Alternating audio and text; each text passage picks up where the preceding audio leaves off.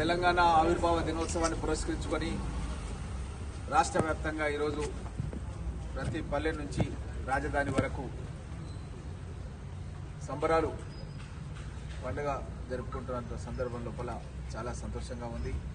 మన పరిగి నియోజకవర్గంలో కూడా తెలంగాణ రాష్ట్ర సాధన గురించి మనమందరం కూడా ప్రతి పల్లెలో కూడా ధూమ్ధామ్ కార్యక్రమాలు పెట్టుకొని తెలంగాణ రాష్ట్ర ఆవశ్యకత గురించి ప్రతి పల్లెలో కూడా ప్రజలకు మనం తెలియజెప్పడం జరిగింది. అందులో భాగంగా నేను సైతం 3 రోజులు మంచినీళ్ళు కూడా తీసుకోకుండా పరిగి బస్టాండ్ ముందు అమరణ నిరాదీక్ష చేయడం జరిగింది. నన్ను ఇక్కడ ఉన్నటువంటి డిఎస్పీ గారు అప్పుడు ఎస్ఐగా నన్ను నిమ్స్ హాస్పిటల్ లోపల జాయిన్ చేయడం జరిగింది. అప్పుడు డాక్టర్ చెప్పింది ఏంటంటే ఇంకొక రోజు కనుక ఆలస్యం అయితే కనుక హెల్త్ మొత్తం కూడా స్పాయిల్ అయిపోయి కిడ్నీలు కూడా స్పాయిల్ అయిపోతుందన్న విషయం నాకు నిమ్స్ డాక్టర్స్ చెప్పడం జరిగింది. ఆ రోజు చిన్నారెడ్డి గారు వనపర్తి ఎక్స్ మినిస్టర్ గారు కూడా ఆ రోజు నన్ను పరామర్శించడానికి కూడా అక్కడికి రావడం జరిగింది. ఈ విధంగా మన తెలంగాణ రాష్ట్ర సాధన గురించి అందరం కూడా బహుజనులు అందరూ కూడా కలిసిమెలిసి కుల మతాలకు అతీతంగా మనమంతా కూడా ఆ రోజు పోరాటం చేసి సోనియా గాంధీ గారి కృషి మూలంగా మనం ఉభయ సభల్లో అటు లోక్సభలో రాజ్యసభలో బిల్లును పాస్ చేసుకొని తెలంగాణ రాష్ట్రాన్ని సిద్ధించుకొని నీళ్లు నిధులు నియామకాల గురించి మనం తెలంగాణ రాష్ట్రాన్ని సాధించుకున్నాం. కానీ గత ప్రభుత్వం మన ప్రాంతానికి నీళ్ళు ఇవ్వలేదు, నిధులు ఇవ్వలేదు, నియామకాలు కూడా చేపట్టకుండా మనను తీసుకెళ్లి జోగులాంబ జోన్లో కలిపి ఉన్న ఉద్యోగాలు పోయేటట్టు చేసినటువంటి ప్రభుత్వం అంటే గత టీఆర్ఎస్ ప్రభుత్వం.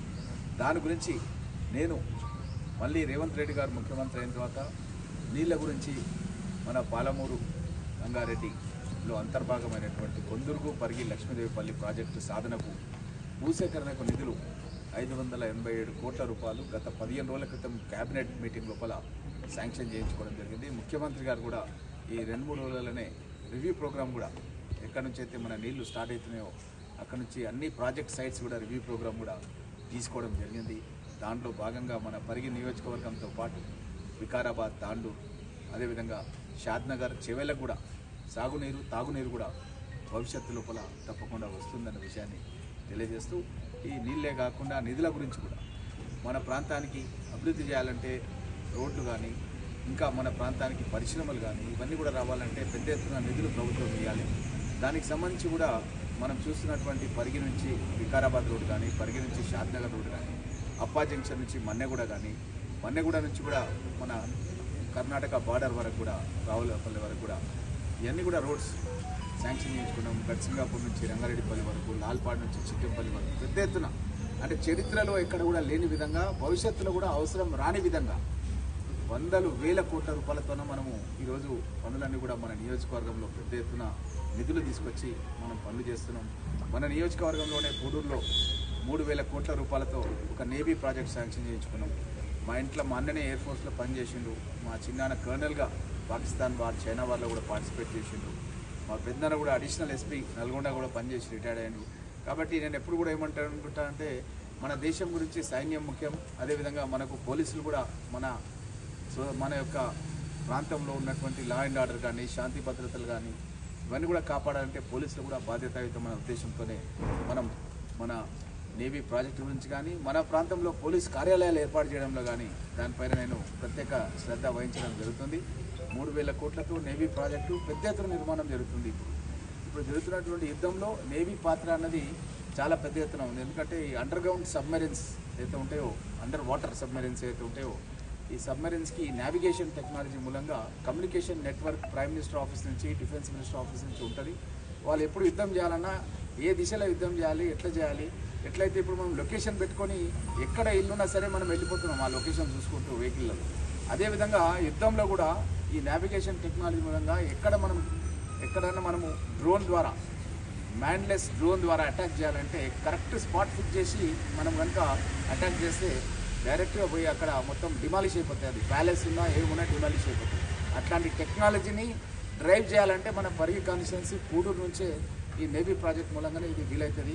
ఇది మన ప్రాంతానికి మనం తీసుకొచ్చినాం. భవిష్యత్తులో ప్రధానమంత్రులు సైతం మన పూడూరుకి నేవీ ప్రాజెక్ట్కి వచ్చే పరిస్థితులు నేను గతంలో 14లో ఎమ్మెల్యే ఉన్నప్పుడే ప్రజాభిప్రాయ సేకరణ చేసి గత ప్రభుత్వంలో ఉన్న వాళ్ళు దాన్ని పక్కన పెట్టి చెట్లు నరుకుతారని అన్ని అబద్ధ ప్రచారాలు చేస్తే కూడా తిప్పికొట్టి ఆ యొక్క దాన్ని పూర్తి చేయడం జరిగిందన్న విషయాన్ని కూడా మీకు అందరికీ తెలియజేస్తూ, అదే కాకుండా మన ప్రాంతానికి సాగునీటి ప్రాజెక్టుతో పాటు జాతీయ రహదారులు, నేవీ ప్రాజెక్టులతో పాటు ఒక పెద్ద సబ్స్టేషన్ మన జిల్లాలోనే ఎక్కడ లేని సబ్స్టేషన్ 400 kVA సబ్స్టేషన్ అనేది మన కాన్స్టిట్యున్సీలోనే బట్టి విక్రమార్క గారు తీసుకొచ్చి 1000 కోట్లతో శాంక్షన్ చేయించుకున్నాం.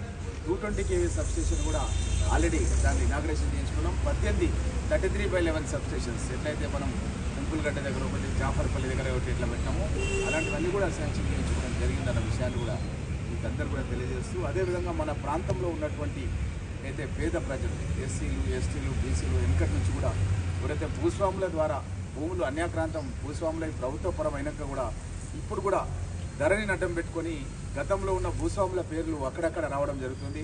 ముఖ్యంగా మన రంగంపల్లి దగ్గర కూడా ఒక గిరిజన తాండలో కూడా ఆ గిరిజన తాండ మొత్తం కూడా ఎన్నులు ఉన్నాయి, అక్కడ మొత్తం కూడా ఎస్టీలంతా నివసిస్తున్నారు. కానీ అది ఇప్పుడు రిజిస్ట్రేషన్కు రెడీగా ఉంది. కాబట్టి అట్లాంటి రిజిస్ట్రేషన్ల విషయంలో ఇక్కడున్న తహసీల్దార్ గారు కానీ పోలీసు అధికారులు కానీ స్పష్టంగా తెలియజేస్తున్నాం ఏంటంటే, ఆ రిజిస్ట్రేషన్ తీసుకొని వాళ్ళు రౌడీలను తీసుకొని మర్డర్ కేసులు ఉన్న వాళ్ళని, అదేవిధంగా దొంగతనాలు చేసిన వాళ్ళు ఈ మధ్యకాలంలో ఏం చేస్తున్నారంటే ఈ భూములను కబ్జా చేయడానికి వస్తుంది. ఎందుకంటే పేరు వస్తుంది రిజిస్ట్రేషన్లో. కానీ స్వాతంత్రానికి ముందు నుంచి కూడా 1945 నుంచి కూడా సేద్యం చేసుకుంటున్నటువంటి రైతులు ఉన్నారు. మనం వాళ్ళకే ఆల్రెడీ వాళ్ళకు టెనెన్సీ రైట్స్ ఉన్నాయి. టెనెన్సీ రైట్స్ ప్రకారం వాళ్ళకే ఉండాలి.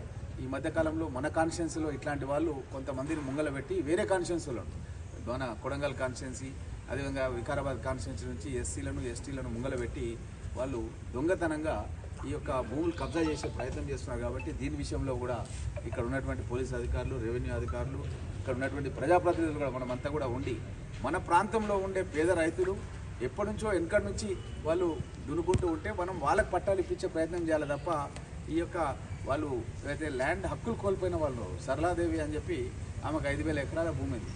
మహబూబ్ నగర్, రంగారెడ్డి జిల్లాలో చాలా ప్రాంతాల్లో ఉన్నాయి వాళ్ళకు.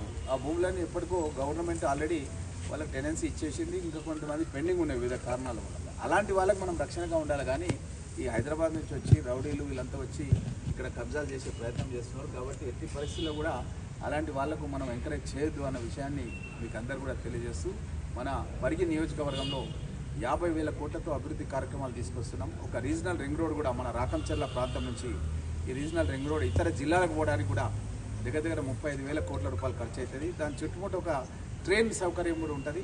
ఇదే కాకుండా రైల్వే మినిస్టర్ సైతం పరిగి తీసుకొచ్చి రైల్వే లైన్ను Naskal railway station, Parigi railway station, Kodangal, Narayanpet, Makthal, Krishna లైన్కు కలిసే విధంగా 3,000 కోట్ల రూపాయలతో శాంక్షన్ చేయించుకోవడం జరిగింది. దానికి సంబంధించిన పనులు కూడా తొందరలోనే స్టార్ట్ అవుతాయని మొన్న 15 రోజుల కింద గౌరవ ముఖ్యమంత్రి రేవంత్ రెడ్డి గారు కొడంగల్లో 110 కోట్ల రూపాయలతో లక్ష్మీ వెంకటేశ్వర స్వామి ఆలయ ప్రారంభోత్సవం రోజు నేను కూడా ఒక లెటర్ ఇచ్చాను. మన లక్ష్మీ వెంకటేశ్వర స్వామి దేవాలయానికి కూడా ఒక 2 కోట్ల రూపాయలు ఇవ్వాలని మన సంజీవనగర్ దేవాలయానికి కూడా ఒక ముఖ్యమంత్రి గారికి కూడా ఒక లెటర్ ఇచ్చినాను. తప్పకుండా దాన్ని కూడా శాంక్షన్ చేపిస్తాం. మన పరిగి నియోజకవర్గంలో కూడా దేవాలయాలన్నింటినీ కూడా అన్ని రకాలు కూడా అభివృద్ధి చేస్తాం. ధూపదీప నైవేద్యం కూడా ఎవరైతే పురోహితులు చేస్తున్నారో వాళ్ళందరికీ ఇచ్చే విధంగా కృషి చేస్తామన్న విషయాన్ని మీకు అందరూ కూడా తెలియజేస్తూ, మన పరిగి నియోజకవర్గానికి ఈ రోజు నుంచి కొత్తగా మనకు 2,500 ఇండ్లు శాంక్షన్ అయినాయి. 1,500 ఇండ్లు 5 లక్షల రూపాయలతో ఒక్కొక్క ఇల్లు కట్టుకోవడానికి పేదవాళ్ళకి ఇవ్వడం జరుగుతుంది. అదేవిధంగా 1000 ఇండ్లు గతం లోపల గోడల నుండి ఎవరైతే చెత్త ఒకటి వేసుకోవడానికి అవకాశం ఉంటుందో వాళ్ళకు 2.5 లక్షల రూపాయలు ఇవ్వడం జరుగుతుంది. అట్లా ఒక 1000 ఇండ్లు ఉన్నాయి మనకు.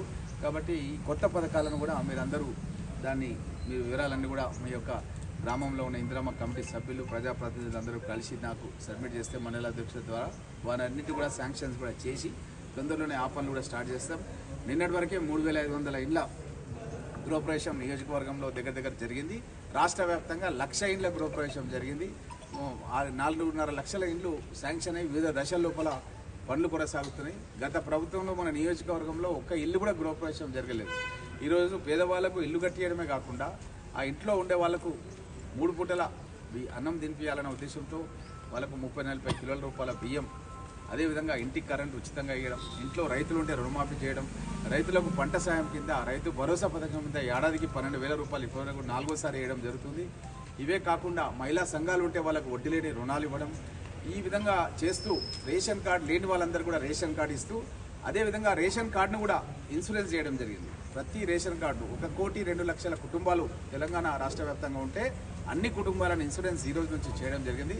ఏ పల్లెలో ఎవరైనా సరే అనుకోకుండా ప్రమాదవశాత్తు చనిపోతే 5 లక్షల రూపాయలు ఆ కుటుంబంలో వాళ్ళ చిన్నారులు అనాథలు కావద్దనే ఉద్దేశంతో ఈ 5 లక్షల రూపాయలు ఇచ్చే కొత్త పథకాన్ని, ఇన్సూరెన్స్ పథకాన్ని మన కాంగ్రెస్ ప్రభుత్వం ఈ రోజు నుంచే లాంచ్ చేసిందన్న విషయాన్ని కూడా మీకు అందరు కూడా తెలియజేస్తున్నాం. గతంలో భూములు ఉన్న వాళ్ళు చచ్చిపోతేనే 5 లక్షల రూపాయలు ఇచ్చే పథకం ఉండే, కానీ ఇప్పుడు భూములే కాదు రేషన్ కార్డు ఉన్న వాళ్ళు ఎవరు చనిపోయినా సరే కూడా పేదవాళ్లకు 5 లక్షల రూపాయలు ఎల్ఐసి ద్వారా డైరెక్ట్ ట్రాన్స్ఫర్ అయ్యే విధంగా మంచి పథకాన్ని కాంగ్రెస్ ప్రభుత్వం తీసుకొని రావడం జరిగింది. తొందరలోనే ఇంకా పెద్ద ఎత్తున పెన్షన్స్ కూడా ఇచ్చే కార్యక్రమం స్టార్ట్ చేస్తున్నాం. దాన్ని కూడా మీరు ఇక్కడ ఉన్నటువంటి ప్రజాప్రతినిధులు కూడా ఏంటంటే ఎవరైతే వితంతువులు ఉంటారో, భర్త చనిపోయి ఉంటారో, వికలాంగులు ఉంటారో అలాంటి వాళ్లకు మీరు ప్రిఫరెన్స్ ఇస్తూ మీరు మాకు డేటా ఇస్తే తప్పకుండా అవన్నీ కూడా ఆల్రెడీ సబ్మిట్ అయి ఉన్నాయి, కొన్ని ఇంకా సబ్మిట్ చేయాల్సినవి ఉన్నాయి. కాబట్టి వారికి అందరు కూడా ప్రిఫరెన్స్ ఇస్తూ తప్పకుండా వాళ్ళందరూ కూడా శాంక్షన్ చేపిస్తామన్న మాట కూడా మీకు అందరు కూడా తెలియజేస్తూ ఈ పరిగి నియోజకవర్గ అభివృద్ధి లోపల మీరందరూ కూడా ఎల్లప్పుడూ నాతో సహకరిస్తూ మనం ఎంటైర్ పార్లమెంట్లో మహేశ్వరం, రాజేంద్రనగర్, శేలింగంపల్లి, చెవెల్ల, పరిగి, వికారాబాద్, తాండూరు 7 అసెంబ్లీ కాన్స్టిట్యున్సీలో దగ్గర 25,000 మెజార్టీతో నన్ను గెలిపించినందుకు మీరంతా గర్వంగా తల ఎత్తుకుని తిరిగే విధంగా నేను మీ అందరికీ కూడా పరిగి నియోజకవర్గాన్ని 50,000 కోట్లతో అభివృద్ధి చేసి చూపిస్తా అన్న మాట మీకు అందరికీ తెలియజేస్తూ